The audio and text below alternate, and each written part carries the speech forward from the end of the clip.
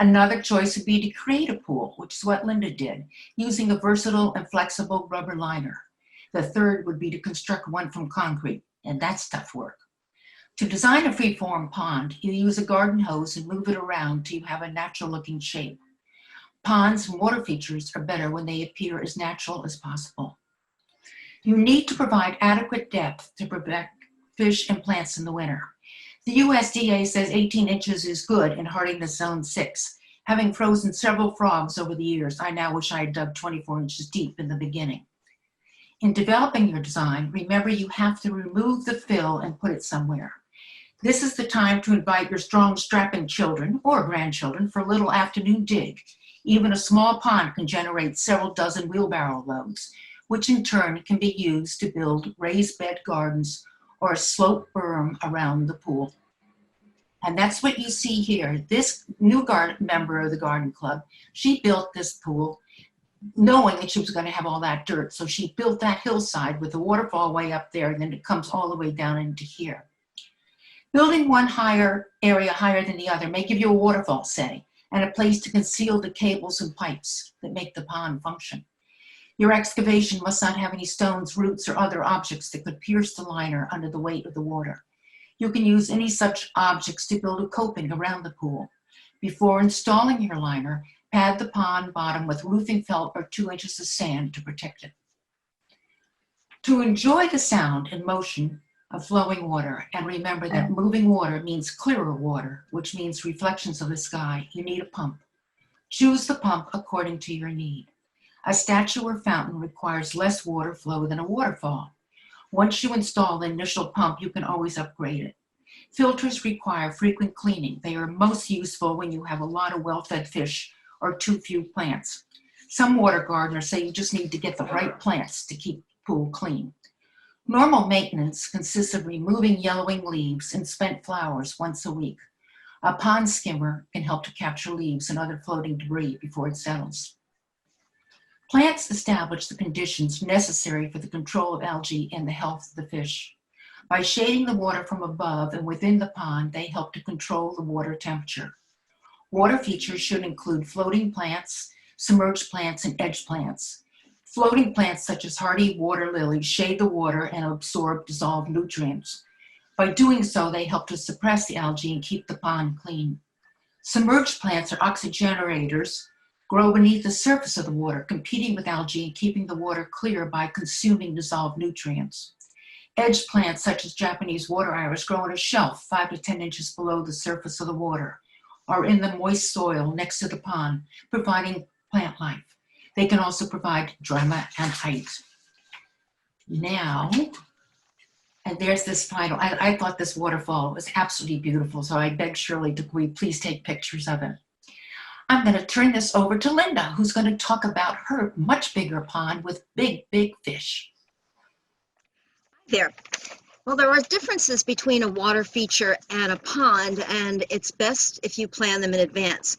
We had the option and the advantage because we redid, when we moved into this house 30 some years ago, we did redo the landscaping. So we were able to at least plan for everything we needed. So as Ashley says, you're certainly going to need electricity.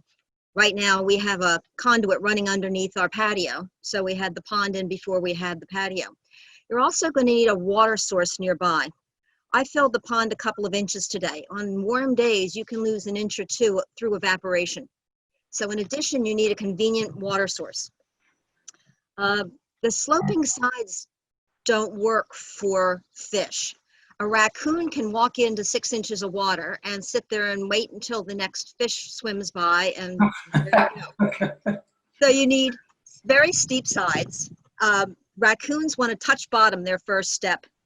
So the fish books really recommend 18 inches minimum and recommend 3 feet for the winter.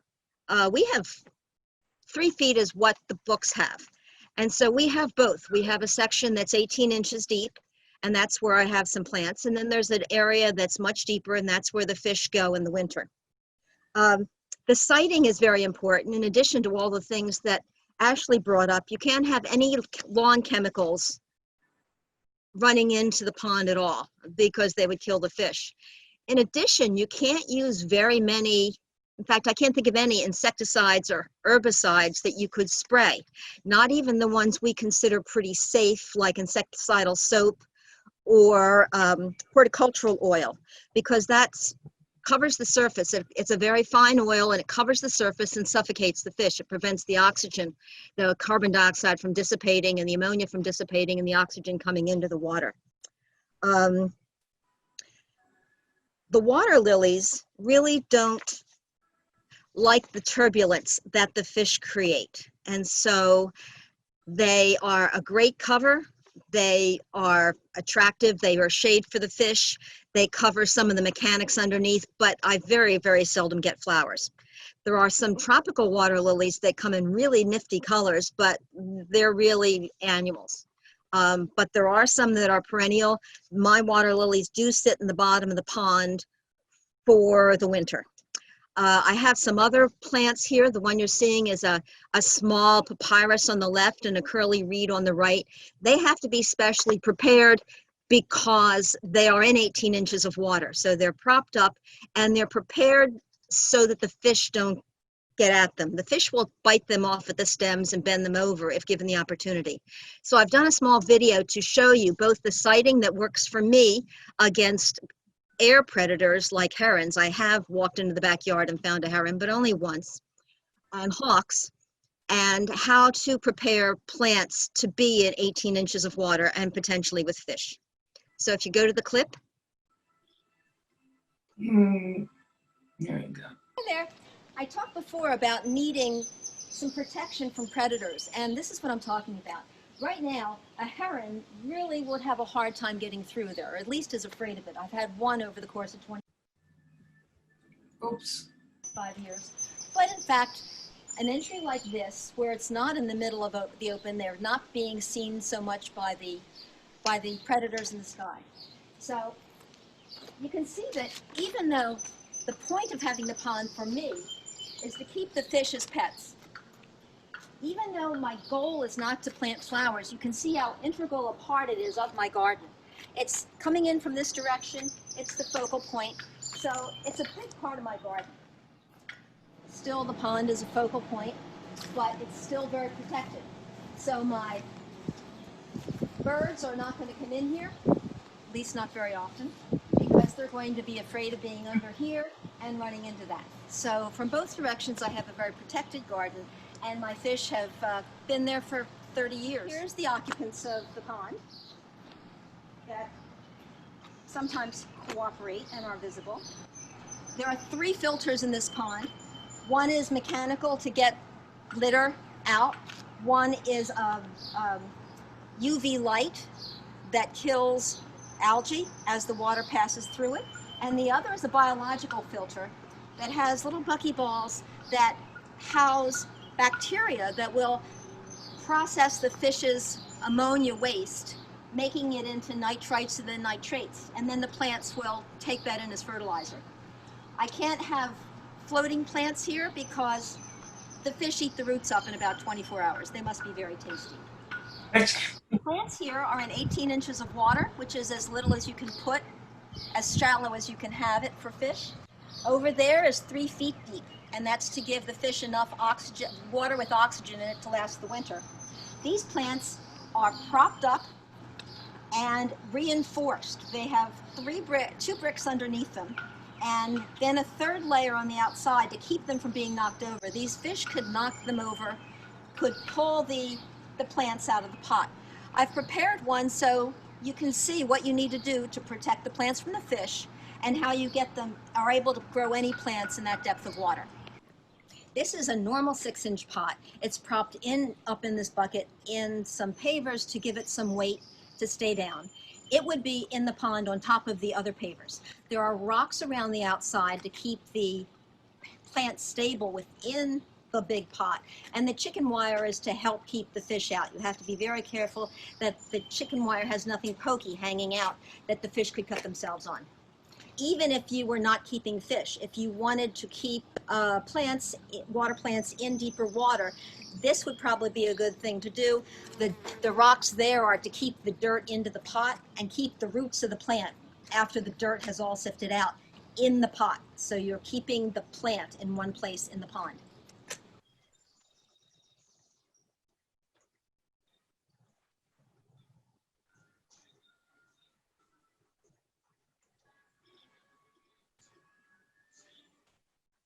Then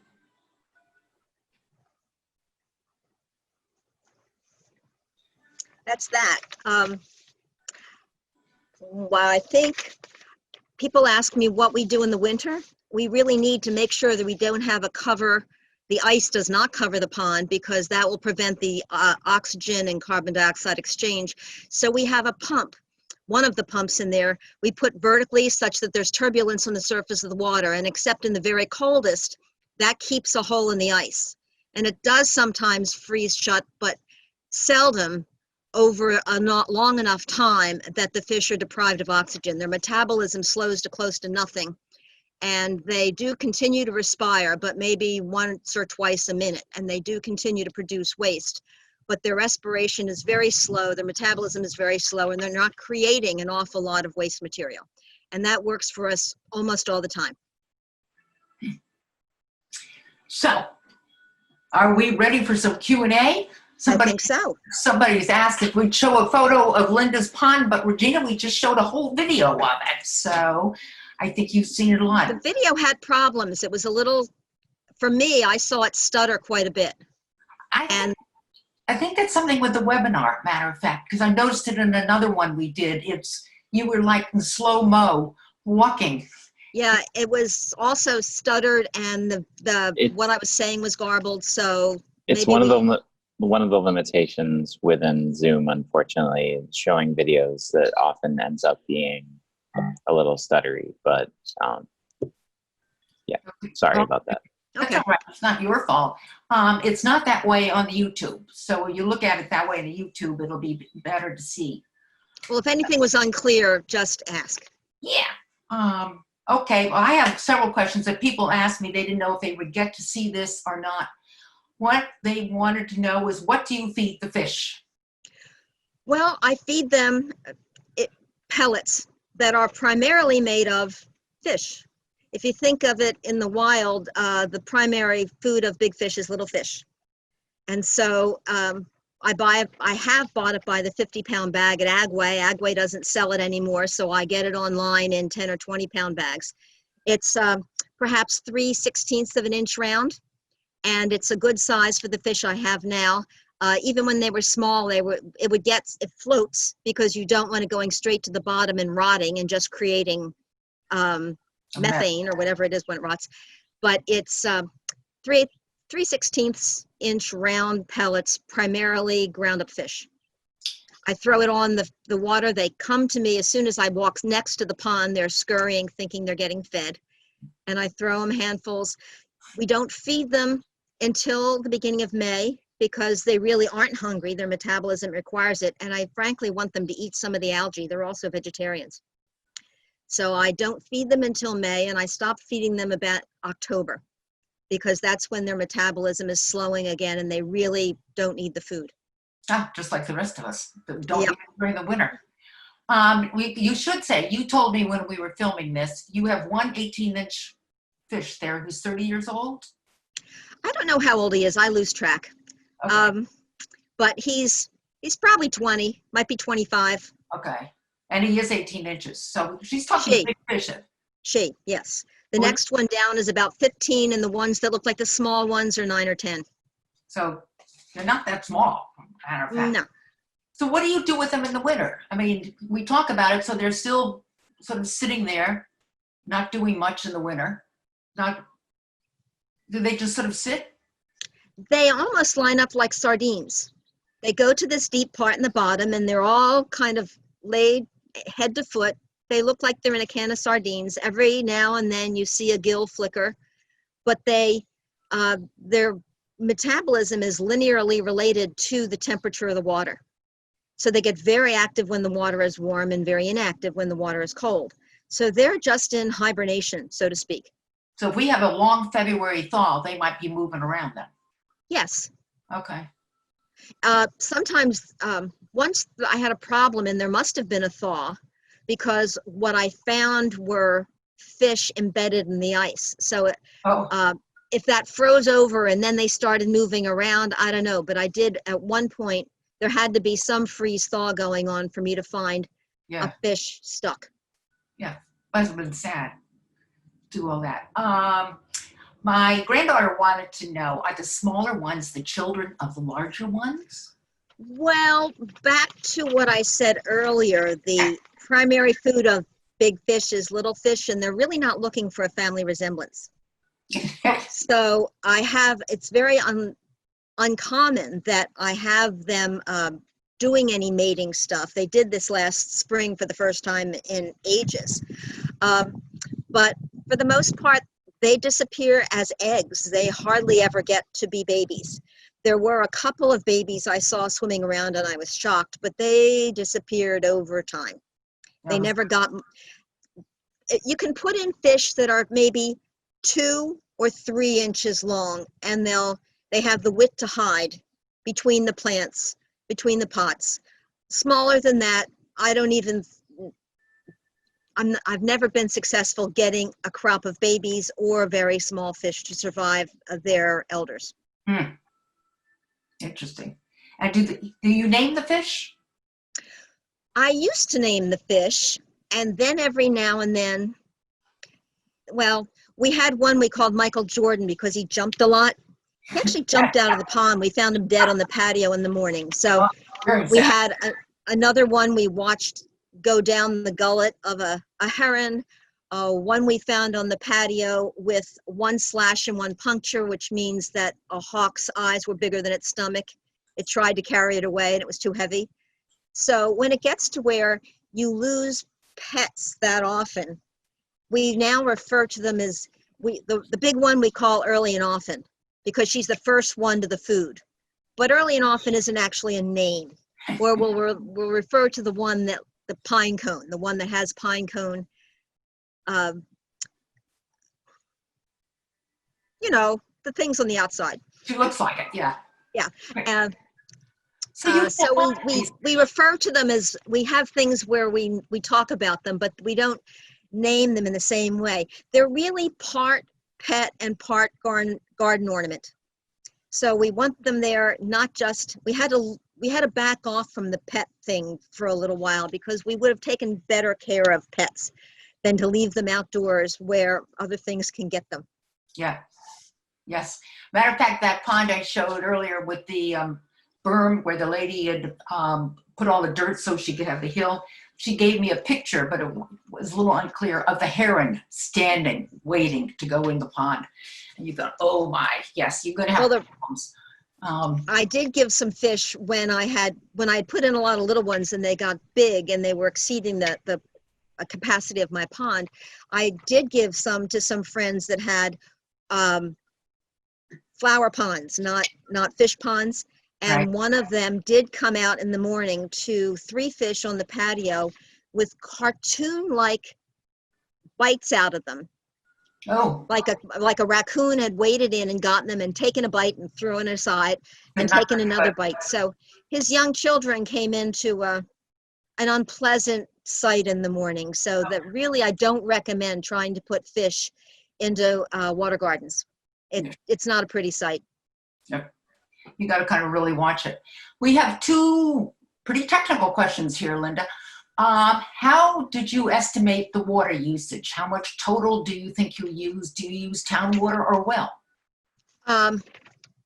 I have about 600 to 700 pounds, between 600 and 700, gallons of water in my pond. And the only way I was able to figure it out, since we do have a butyl rubber liner, and my husband just dug a big hole. I should point out that our edge is concrete enforced because our lot very slightly slopes toward the pond, and I was afraid of erosion. That was a really good call because all of the houses around me have been knocked down and rebuilt, and all of the slopes have been changed because they want higher basements. And so having that reinforcement has worked well for me. But the only way I know how many gallons I have is when we cleaned the pond once. We got a baby pool, probably an 18-inch deep, 10-foot in diameter pool. and pumped the water out of the pond into the pool. And that was a regular shape in a regular depth that I could calculate. And that's how we figured out there were 600 or 700 gallons. Before that, I had no idea. None whatsoever. And do you use town water or well? I use town water. Right. Well, the well water around here, I'm very close to Vine Brook, and it's tanniny. People who have used well water even to water their lawns wind up with stains on their siding. That's interesting. I have not heard that. Another question from the same person. How long do your pumps last?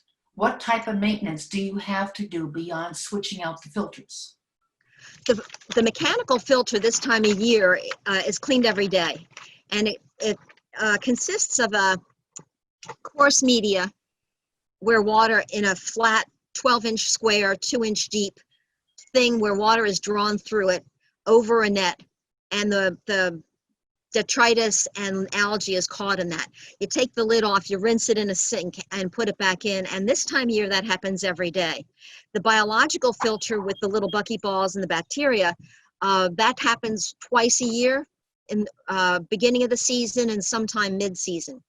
The UV light gets taken in the winter and put back out in the spring. The mechanical filter gets taken out in the winter. Only the biological filter and the pump necessary to keep the turbulence on the surface of the water stay over the winter.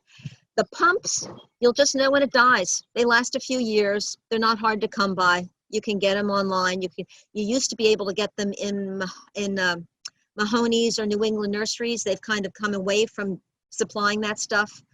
We're usually okay because we run 2 pumps for the 3 filters, and sometimes we have a spare. Sometimes when we're ordering, we order 2, but it's years. They last years.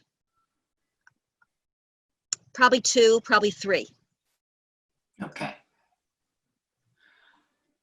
And Carrie asks, if you didn't have fish, is the maintenance much less? I don't have fish, and I would say the maintenance is much less than what Linda's gone through. I would think so too. Yeah. We do have a lot of what we do is to keep the fish alive, keep oxygen in the water. There is some maintenance so it doesn't get to be green slime. Yeah. But yeah, it'd be a lot less trouble without the fish. On a very hot summer, you can have a lot of problems with some algae. So this year I've been trying to get more plants in to have less algae. Try the UV filter. Yeah, no, that's what I did some research, and they just, that suggested that. Said, how do I make my pond water clear naturally? Use natural methods like barley straw, plants, and biofilters to keep your pond clean. Ultraviolet clarifiers, pond treatments, and gypsum are also useful for keeping the water clean and clear. Finally, empty the pond at least once a year by removing all plants, water, and fish before refilling it. That's a bad thing. Don't do that. We used to in Lexington have, I guess maybe the Quabbin in general had a dispensation by the EPA that we didn't have to chlorinate the water because the Quabbin was so clean. Somewhere along the line that disappeared and our water was chlorinated. So I actually killed fish because I put in too much water, new water altogether. I can't put in more than an inch or 2 of water without worrying about the chlorine. The chlorine, an inch or 2 will blend in and the chlorine will dissipate as a gas. But you can't change out the water that often. The fish like the water as it is. Don't change the water. The new water is not good for them. But for plants, on the other hand, since I'm going to have the other problem, we do that once a year.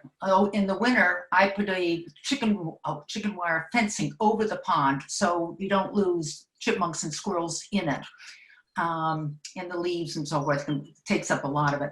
And then come spring, hopefully get a grandson, but it may be me. We empty it all out, clean it all out, and start all over again. But I am not worrying about wildlife. I'm just trying to protect them from not falling in during the winter.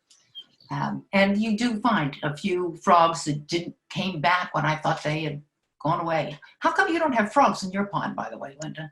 I do on occasion. We did have a few in the spring, and then we had the cold snaps, and we found them dead in the water. Yeah.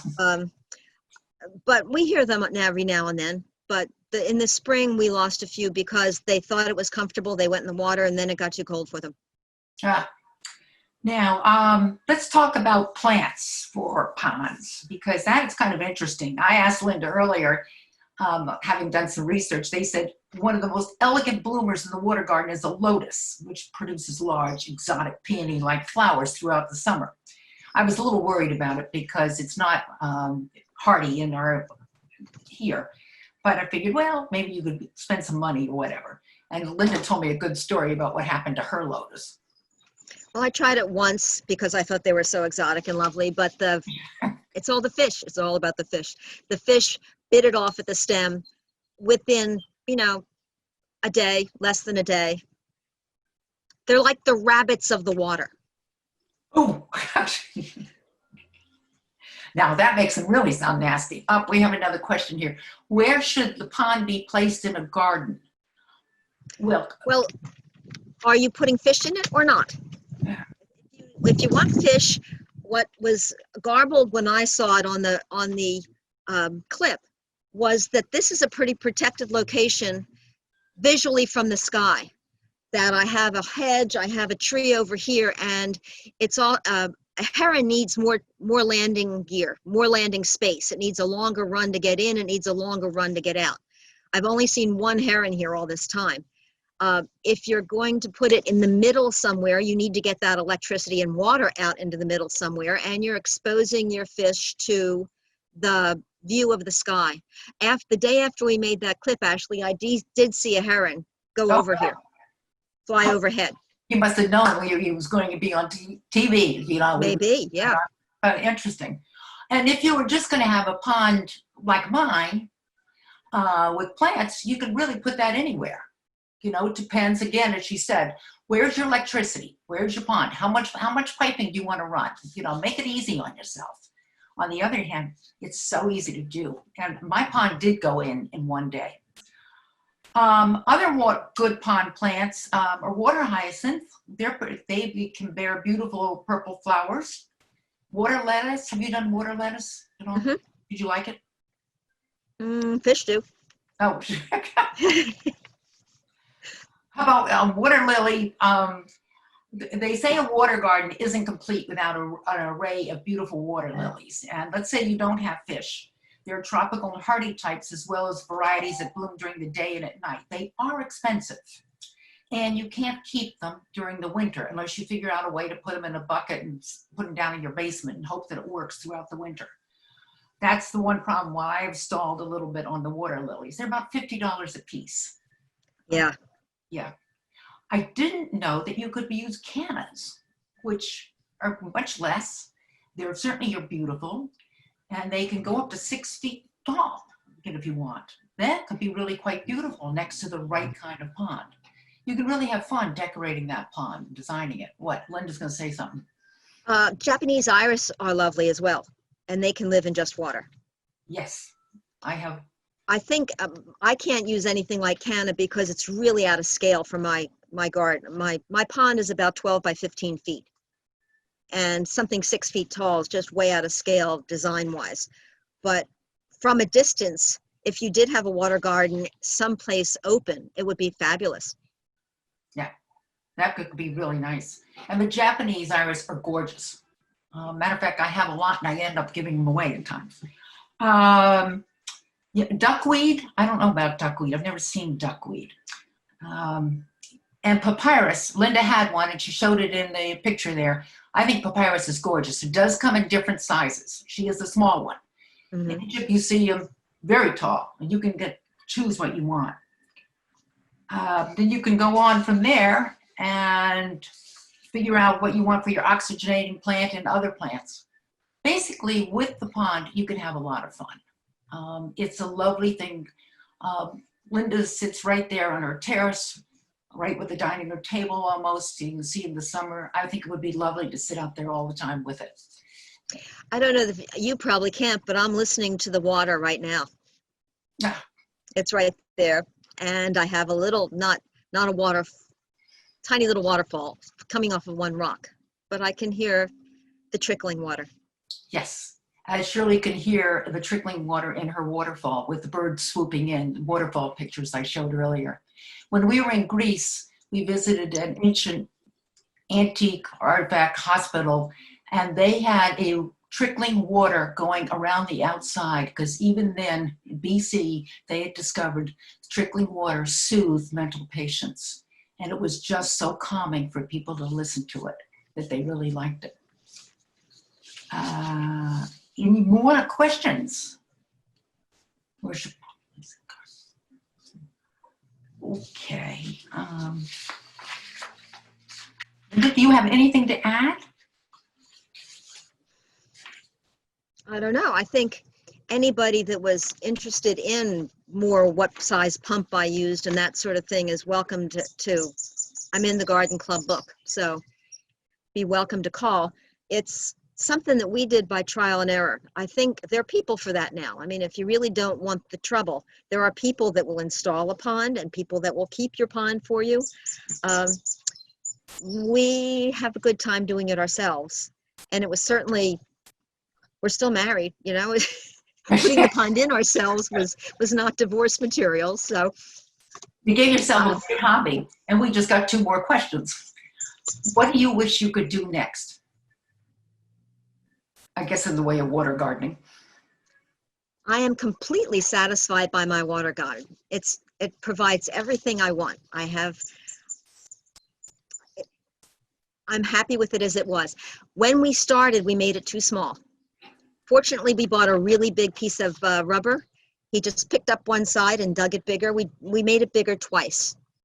And right now, for the scale of our yard and our patio and everything around us, it's perfect. But we did a lot by trial and error. We killed a lot of fish before we ever figured out how to do this. We bought feeder fish. We bought the ones that you would buy for $0.10 a piece at Petco to feed carnivorous fish in tanks. And we used those until we stopped killing them, and then we bought koi. So we have found a lot of trial and error involved, but there weren't as many resources to go to if you had a problem as there are now. So it's not that hard. Not that hard. And Carrie asked, do we know of companies that do installations? I don't like giving names, really. I don't know any anyway. I would Google that. I know there are, because I know people have put them in, have had people put them in, but I don't remember who did it. And I've never used anybody to recommend or ward you off from. And some of these things, depending on how elaborate, it's easy enough that you can do it yourself. As I said, our pond was a do-it-yourself with 2 teenage boys. And the one with the berm and coming down the waterfall, they did it themselves. They dug it themselves. If you don't want to, there are people out there who certainly, and people are looking for jobs these days, certainly will dig it for you. This is a good time to put one in. Everybody. There's all those preformed things too. Yeah. That makes it pretty easy. And they might be tougher than our butyl rubber liner. Right. Right. Matt, I think you have one final picture we could put up. It's back there. Yep, one moment. Well, there's one that you missed. It's the big one with the pink tree I wanted to show. Let's see. Which? Oh, I don't see it now. You had it up originally. Okay, I had it as the intro picture. I had it as the intro picture. That's all right. That was this one. Oh, okay. I don't know. Okay. Well, we can end with that. We thank you all for being with us today. This will be on YouTube. At the library, I've discovered it's very easy to get hold of those YouTubes, and they don't kind of do slow-mo like you saw. Linda doesn't walk that way, believe me. She walks much faster. You just go under Carrie Library Adult Programming, and there you'll find it, and you can send it to friends or tell friends to look it up, and they don't have to live in the area. I must say, the Town to Water is lovely. You'll enjoy it. Thank you. Thank you, everyone, for attending.